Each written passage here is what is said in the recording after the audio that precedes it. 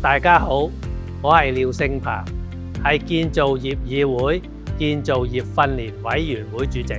隨住科技發展，香港建造業亦正加速邁向數碼化同智能化。由組裝合成建築法 MIC 開始普及，到引入不同機械人協助施工，唔單止提升效率，亦大大減輕咗前線工友嘅體力負擔。過去50年，香港建造學院培育出無數專業建造業人才。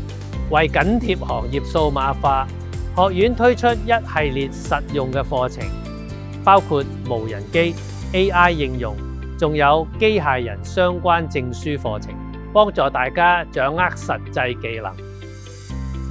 我期望業界鼓勵員工持續進修，與我們攜手一齊推動人才培訓。